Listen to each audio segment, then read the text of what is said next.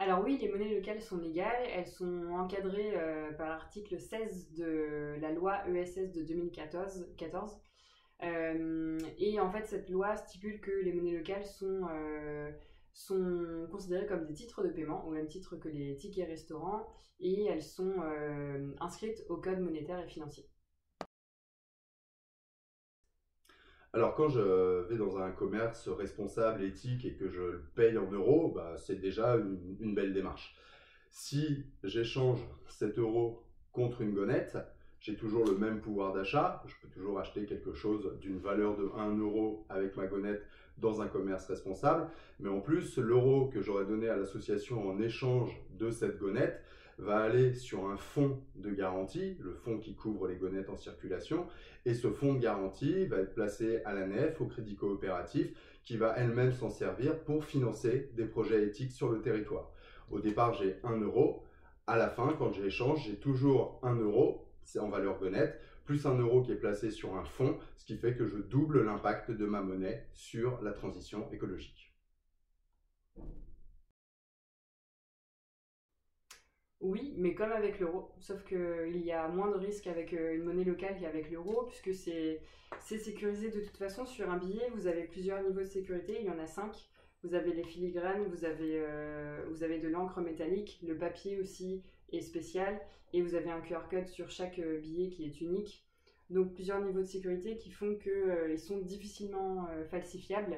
Et de toute façon, c'est pas intéressant de falsifier une monnaie locale puisqu'on ne pourra pas sortir du territoire où elle circule avec cette monnaie et on ne peut pas non plus la mettre en banque. Depuis plus de 10 ans que les monnaies locales circulent, elles sont au nombre de 82 aujourd'hui et aucune monnaie locale n'a été falsifiée à ce jour. Alors risqué, non pas vraiment, puisque en fait, pour chaque euro échangé contre une gonette, cet euro est placé sur un fonds de garantie dans une banque éthique qui elle-même va s'en servir pour financer des projets éthiques sur le territoire. Aujourd'hui, il y a à peu près 250 000 gonnettes en circulation, donc on a un fonds de garantie de 250 000 euros. Si l'association venait à s'arrêter, on a la possibilité de rembourser toutes les gonnettes en circulation. Pour les partenaires qui se retrouveraient avec beaucoup de gonnettes dans leur trésorerie et qui n'arriveraient pas à les écouler parce qu'ils n'ont pas les fournisseurs dans le réseau ou que leurs salariés ne veulent pas être payés en gonnettes, il y a une disposition légale qui dit que les partenaires professionnels ont toujours la possibilité de reconvertir au taux de 1 pour 1 sans taxe à la reconversion. C'est pas compliqué, on peut croire que, mais en fait, comptablement et fiscalement, une gonette égale 1 euro. Donc, comptablement et fiscalement, on déclare tout en euros.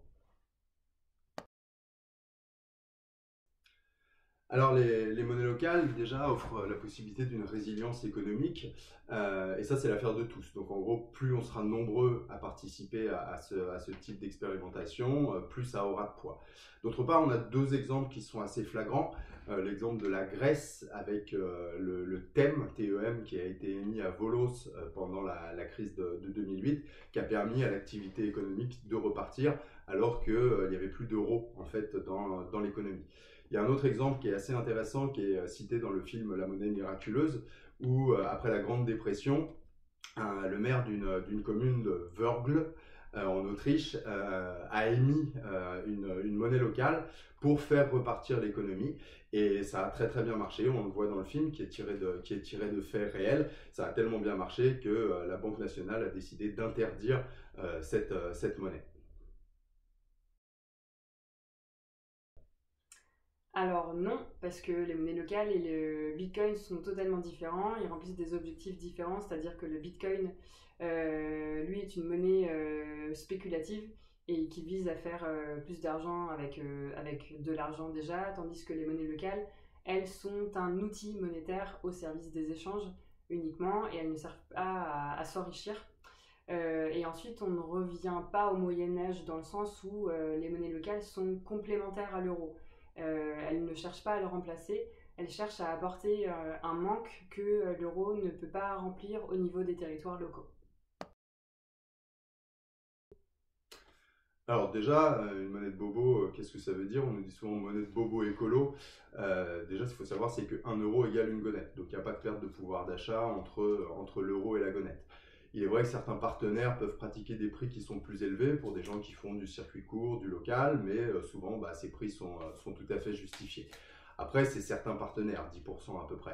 Sur les 350 partenaires, vous avez des librairies, des entreprises d'insertion, des entreprises qui font des maraudes pour les SDF, des coiffeurs, des boulangers, et tous ces gens-là pratiquent des prix qui sont tout à fait normaux par rapport aux autres partenaires. Donc, c'est pas plus cher d'acheter en gonnette qu'en euros. D'autre part, on travaille avec des entreprises, comme je disais, qui font de l'insertion, qui font du travail participatif, qui font également de l'humanitaire. Donc, on s'éloigne quand même de la monnaie de bobo écolo.